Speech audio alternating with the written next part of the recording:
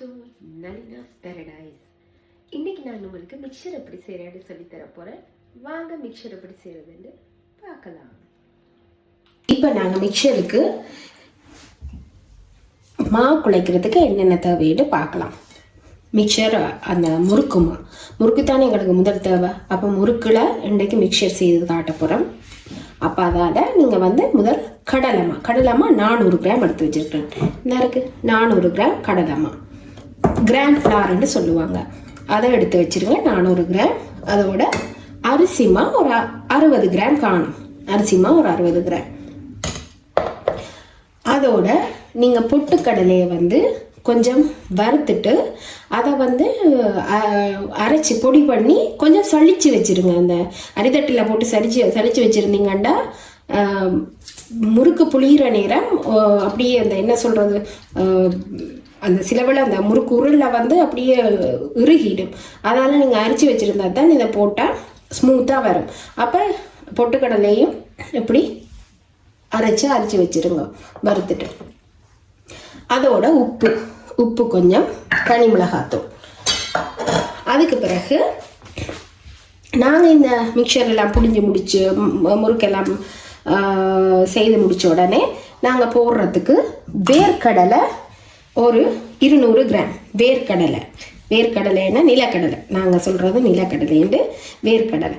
அப்போ அது 200 கிராம்.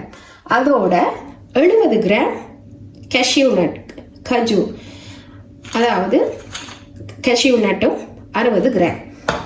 அதோட இந்த அரிசி பொடி, நான் அரிசி பொடி போடுறது எப்பயும் நான் மிக்சர் செய்யறதுல அரிசி பொடி போடுறது. அப்போ இந்த அரிசி பொடி ஒரு 30 கிராம் காணும். அதோட இந்த பயரை ஊற வச்சு, இப்போ தண்ணியை வடிகட்டி வச்சிருக்கிறேன். பயரை ஊற வச்சு ஒரு 4 ஹவர் ஊற வச்சுட்டு வடிகட்டி வச்சிருக்கேன். அது ஒரு 60 கிராம். அதோட இந்த கடலைப்பருப்பு ஒரு 60 கிராம், அதாவது ஊற வச்சு வடிகட்டி வச்சிருக்கிறேன், தண்ணியை வடிகட்டி பொரிக்கிறதுக்காக. இந்த நிலக்கடலை நீங்கள் உங்களுக்கு எப்படின்னா, நீங்கள் நான் எல்லாரும் பொரிச்சு போடுவாங்க, நான் வறுத்த நிலக்கடலை தான் போடுறது. அப்போ நீங்கள் அந்த வேர்க்கடலை நான் வறுத்துட்டு கொஞ்சம் உப்பு போட்டு வச்சிருக்கிறேன். வறுத்த வேர்க்கடலை போடும்போது நல்ல டேஸ்ட்டாக வரும். நீங்கள் செய்து பாருங்கள், அப்போ தெரியும். அதோட பூண்டு, வெள்ளைப்பூண்டு ஒரு எத்தனை, ஒரு 6 பல்லு வெள்ளைப்பூண்டு. நான் வெள்ளைப்பூண்டு கொஞ்சம் கூட போடுறது. அப்போ வெள்ளைப்பூண்டு ஒரு 6 பல்லு இப்படி இந்த மாதிரி இந்த ஷேப்பில் வெட்டி எடுத்து, இந்த இருக்குது இப்படி வெட்டி எடுத்து வச்சுருங்க. அதோட கருவேப்பிலை ஒரு கொஞ்சம்,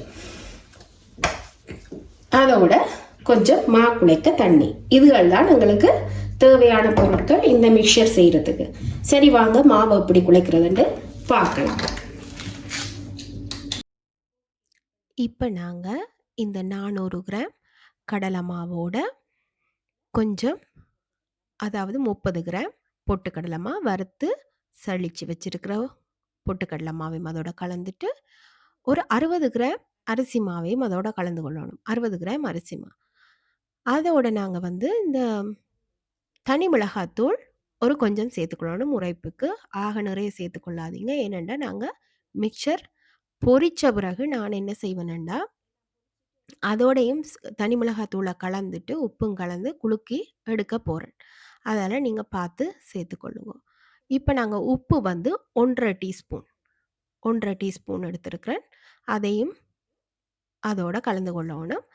இனி நாங்கள் இந்த சூடாக்கி வச்சிருக்கிறேன் எண்ணெய், முறுக்கு பொரிக்கிற எண்ணெயை சூடாக்கி வச்சிருக்கிறேன். அது 2 டேபிள் ஸ்பூன் நாங்கள் எண்ணெயை அதோட கலந்து விடணும். கலந்து விட்டுட்டு அதை எல்லா மாவு தனி மிளகாத்தூள், அதுக்கப்புறம் உப்பு எல்லாம் சேர்த்து நாங்கள் எல்லாம் உண்டா கலந்து விட்டுட்டு வடிவாக எல்லாத்தையும் உண்டா மிக்ஸ் பண்ணிவிட்டு அதுக்கப்புறம் கொஞ்சம் கொஞ்சமாக தண்ணியை விட்டு நாங்கள் பிசைஞ்சு கொள்ளலாம். இப்படி எல்லாத்தையும் நீங்கள் மிக்ஸ் பண்ணி எடுத்துக்கொள்ளுங்க. இப்போ கொஞ்சம் கொஞ்சமாக நாங்கள் தண்ணியை விட்டு பிசைஞ்சு எடுக்கலாம். சும்மா நார்மல் தண்ணி தான். நார்மலாக நாங்கள் ரூம் டெம்பரேச்சர் வாட்டர், அவ்வளோதான். ரூம் டெம்பரேச்சர் தண்ணி, அதாவது சும்மா நார்மலான தண்ணி, சுடு தண்ணியோ எதுவுமே இல்லை. மீதுவை கொஞ்சம் கொஞ்சமாக விட்டு நம்ம வந்து பிசைஞ்சு இப்படி கொள்ளலாம்.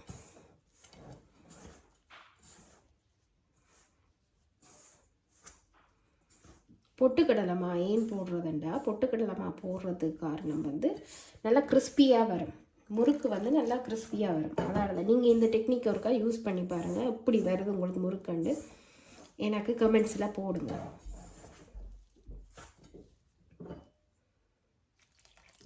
இந்த முறையில் ஒருக்கா நீங்களும் செய்து பாருங்கள். இந்த மிக்சரை நான் எல்லாம் குழைச்சிட்டு உங்களுக்கு காட்டுறேன். இப்போ நாங்கள் மாவை பிசைஞ்சு எடுத்து கொண்டிருக்கிறோம். இங்கே பாருங்கள் எப்படி வந்திருக்கு. இங்கே பாருங்கள் இப்படி இருக்கணும். இப்படி இருந்தால் தான் நாங்கள் அந்த முறுக்கு புளிஞ்சு எடுக்க நல்லா இருக்கும்.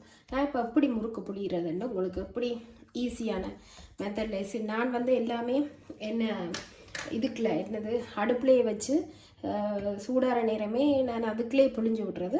உங்களுக்கு எப்படி ஈஸியான முறையில் முறுக்கு புளிஞ்சு எண்ணெயில் போடுறேன்னு காட்டுறேன். இனி நாங்கள் அதை செய்து பார்க்கலாம். இப்போ நாங்கள் பார்க்கலாம். இங்கே பாருங்கள், இந்த முறுக்கை வந்து இப்படி ஒரு பாத்திரத்தில் பின்பக்கம் எண்ணெயை பூசிட்டு அதில் புளிஞ்சு எடுத்துக்கொண்டு அதை புளிஞ்சிட்டு அதுக்கு பிறகு நாங்கள் அப்படியே டிரெக்டாக எண்ணெயில் போட்டு பொரிச்சு எடுக்கலாம்.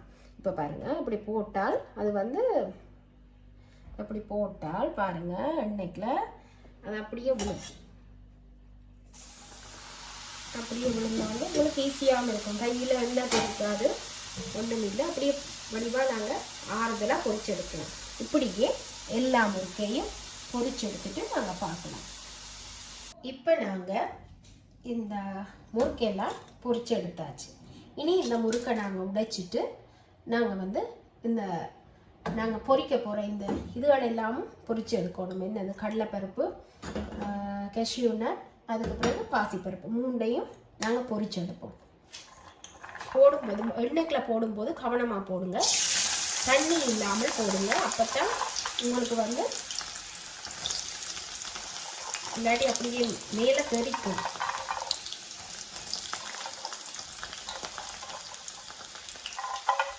கவனமாக போட்டு இந்த கடலைப்பருப்பையும் பயரையும் பொரிச்சு எடுக்கணும்.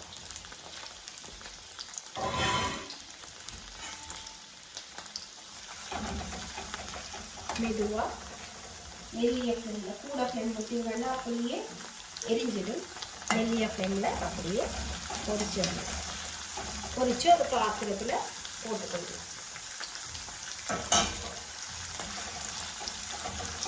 நான் உங்களுக்கு பாசிப்பருப்பு, இந்த கேஷ்யூ நட் எல்லாம் பொரிச்சுட்டு உங்களுக்கு நான் மிக்சரை கலந்து விடுறத காட்டுறேன்.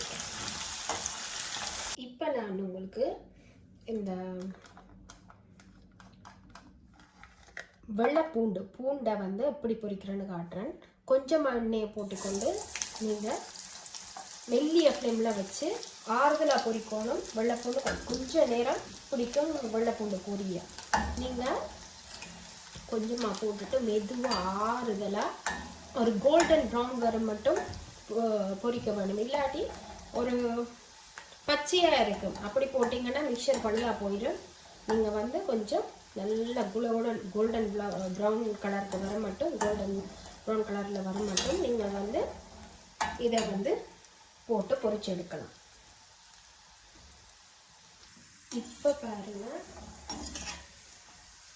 இப்போ பாருங்க இந்த ஒரு பொன்னிறமாக கோல்டன் ப்ரௌனில் வந்திருக்குது.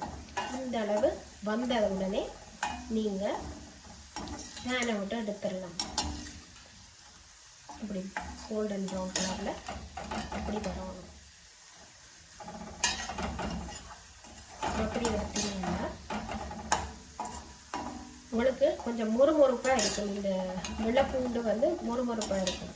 சில பேர் வந்து இதை தட்டி போடுவாங்க. நான் இப்படி வடிவாக சின்ன வெட்டி தான் போடுவேன். அப்போ தான் நல்லா இருக்கும். மிக்சர் சாப்பிட்ற நேரம், கடிபடுற நேரம் நல்லா இருக்கும். இப்போ நீங்கள் வடி எடுத்துடலாம்.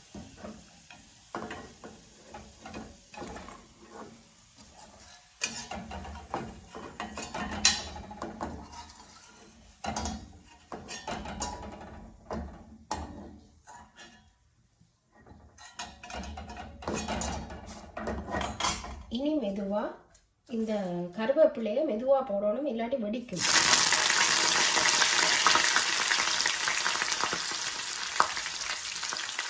கருவேப்பிலை போடுறதுல கவனமாக போடுங்க, இல்லாட்டி தொப்பன்னு வெடிக்கும். பார்த்து கவனமாக தண்ணி இல்லாமல் போடணும்.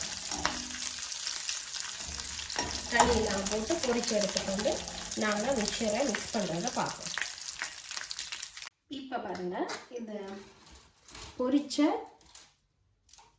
மிக்சரை இப்படி கையால் இப்படி நொறுக்குனீங்கன்னா அப்படி பூ மாதிரி நொறுங்கி வரும். நீங்கள் நொறுக்கிட்டு எல்லா இதையும் நொறுக்கிட்டு எல்லா முறுக்கையும் நொறுக்கிட்டு அதோட மற்றதெல்லாம் கலக்க வேணும். இந்த நிலக்கடலை எல்லாம் கலக்க வேணும். நாங்கள் இப்படி நொறுக்கி போடுவோம். முதல் நொறுக்கி போட்டுட்டு அதுக்கு பிறகு நாங்கள் வந்து மற்றதுகளெல்லாம் போட்டு ஒரு குலுக்கி எடுத்தோம்னா மிக்சர் ரெடி. இப்போ பாருங்கள், நாங்கள் நிலக்கடலை, அதாவது வேர்க்கடலை பொரி, அரிசி பொரி, இந்த பயறு, கருவேப்பிலை, பூண்டு, கடலைப்பருப்பு, கஷ்யூ எல்லாம் உண்டா போட்டு நாங்கள் என்ன செய்ய வேணும்னா கொஞ்சம் உப்புத்தூளும் கொஞ்சம் தனி மிளகாத்தூளும் இப்படி போட்டுட்டு ஒரு இப்படி குலுக்குனீங்கன்னா எல்லாம் கலந்து வரும். நீங்கள் இப்படி எல்லாத்தையும் செய்து குலுக்கி நீங்கள் செய்து பாருங்கள்.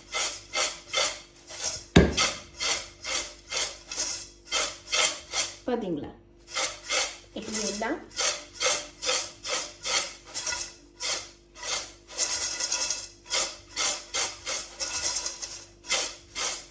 முறுக்கு எல்லாம் அப்படியே கலந்து வரும். உங்களுக்கு உரைப்பு கொஞ்சம் கூட வேணுமெண்டா கொஞ்சம் இன்னும் தனி மிளகாத்தூளை கொஞ்சம் கூட போட்டுக்கொள்ளலாம். இப்படி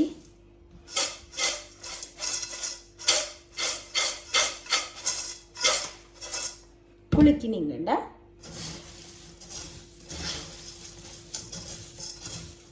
உங்களுக்கு மிக்சர் ரெடி. உங்களுக்கு இனி பிளேட்டிங் பண்ணிட்டு காட்டுறோம். இப்போ பார்த்தீங்கன்னா நாங்கள் செய்த மிக்சரை பாருங்கள், எவ்வளோ நல்லா வந்திருக்குன்னு பாருங்கள்.